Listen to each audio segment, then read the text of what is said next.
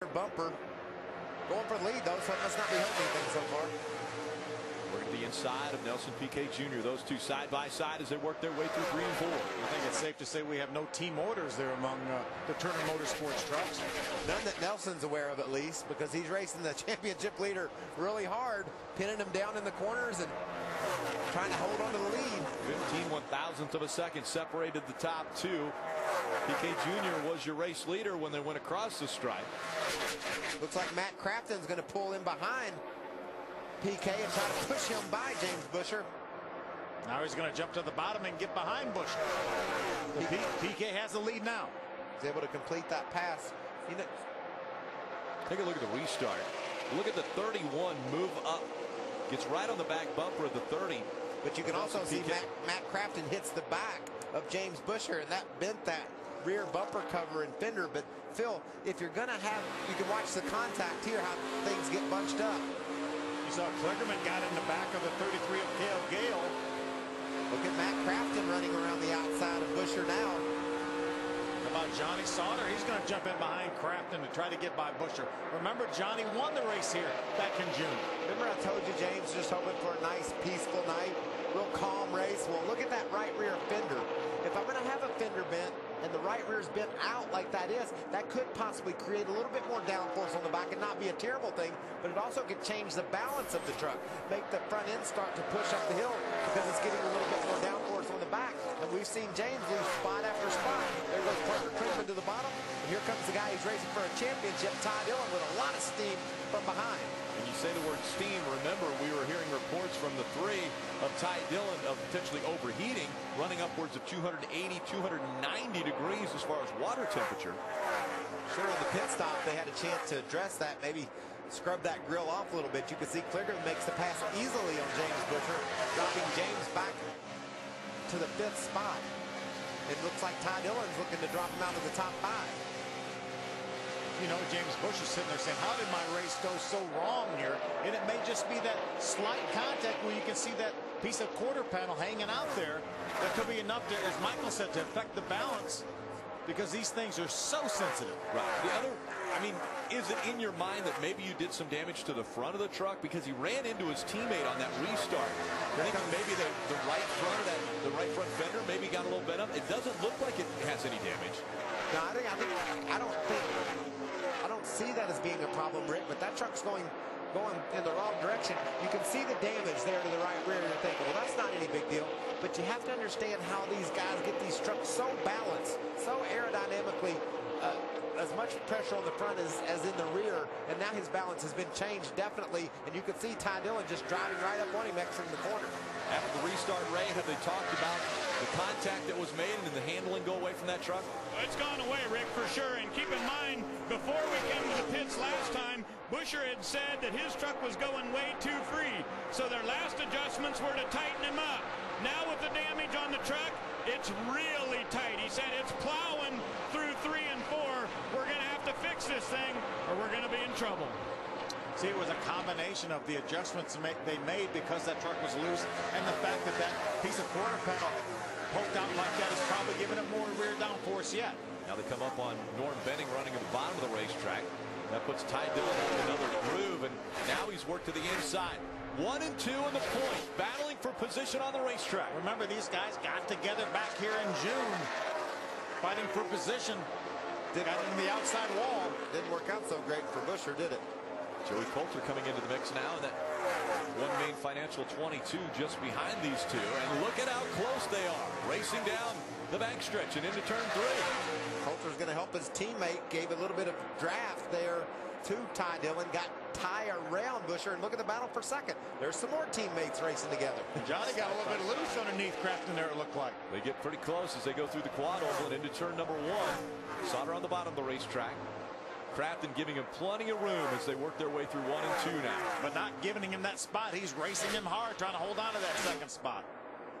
We've seen so many times, especially on these mile-and-a-half racetracks, when the trucks get very close to each other, at least side by side, the truck on the inside loses the the air on the spoiler, and a lot of times we'll see the truck on the inside go around. Yeah, and you know, the teammate mentality too. Johnny Sauter says, Matt, I drove up by you, man. Give me a break on the bottom.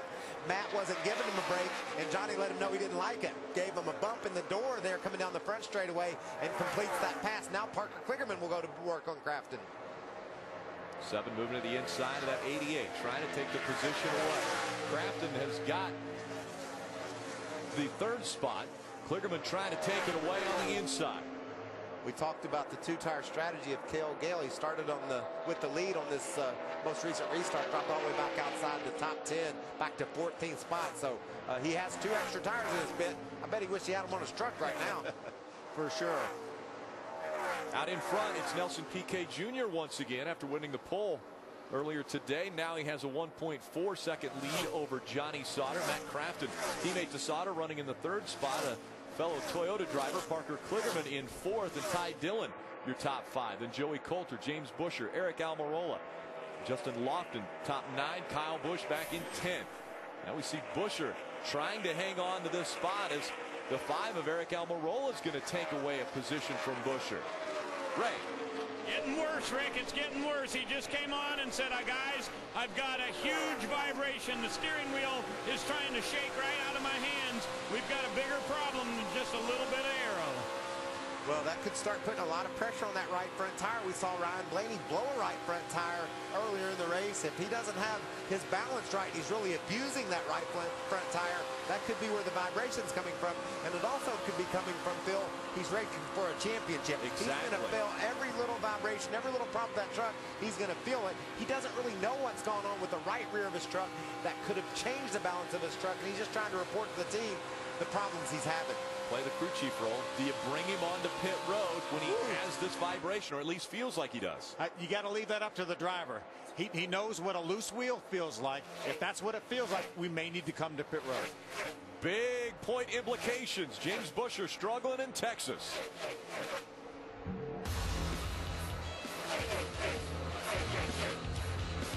Rick, I believe in my heart that in order to have a NASCAR race, you ought to have a Ferris wheel. I think they just look great, add to the whole carnival atmosphere that you have at the racetrack. Heck, they got one at Le Mans. They had one at Daytona. I just love them. It gives kids something to do too if they get well before the race. If they don't have anything to do before the race. Yeah. There's a few of them enjoying the Ferris wheel right here in the back stretch at Texas Motor Speedway. Nelson Piquet Jr.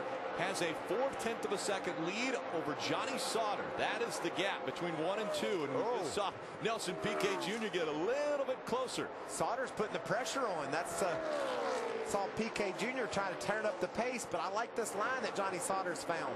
He's running fast, truck looks free, and he's run down our leader. Very quickly, too. Here's a battle for 3rd on the right side of your screen. Parker Kligerman drives by Matt Crafton to take over that 3rd spot. Kligerman a good lap there. Just over 31 seconds. One of the fastest laps turned. And now the 13 also trying to move forward as he's trying to hang on to that 2nd spot. Herman. Well, Rick, it's been a very solid night for the 13. Obviously, he started 13th, and he's, as we can see on TV, has run down the leader, Piquet, but he's picked up a push in the last 7 or 8 laps once he got within about 20 truck lengths of the 30 truck. So they're going to try to get by as fast as they can. They feel like they've got the fastest truck on the racetrack if they do not let Piquet hold him up. But so far, a solid night for the 13 truck. Yeah, the 13 truck qualifies 13th. That probably means to DW that he's going to win the race. Anytime that happened to me, I usually would finish 13th. But Darrell likes the numerology, and Johnny Sauter's got a fast truck. Another guy that likes this 13 truck, Tim Duggar, he's a country music singer. His name's on the back of the truck, and he's cheering for his team as well. I love all the different sponsors that we have in the truck series. You know, Smoky Mountain Herbal Snuff that Ron Hornaday has. This 13 truck always has different artists on the back of it. For the last month or so, Tim Duggar has been on the back of the 13 truck. You can see he pulled right back up on the back of Piquet. Yeah, Curb Records has been on this truck all year. And a new sponsor also on our leader. Tag Heuer has joined Nelson Piquet Jr. As his sponsor this weekend. I was talking to Nelson before the race. He's wearing night vision glasses, and he let me try them on. They're clear lenses. They're not prescription, but it makes everything look so sharp. It looks like it's a prescription lens. That's what he's wearing underneath his visor of his helmet. Justin Lofton's trying to knock James Busher back to the 10th spot. Justin's been moving up through the field. That truck's pretty fast. He's going to make quick work of Busher, it looks like. Oh, James is going to fight back on the outside. No, Lofton finishes the pass. I think Nelson Piquet is trying to knock the wall over coming out of 2. He has come very close twice already. I tried that. Very loose. Phil did too. You can't win that. You're not going to win that battle. You're not going to knock it over. Lost every time. Every single one. And right now, Nelson Piquet Jr. still holding on to a very slight lead over Johnny Sauter.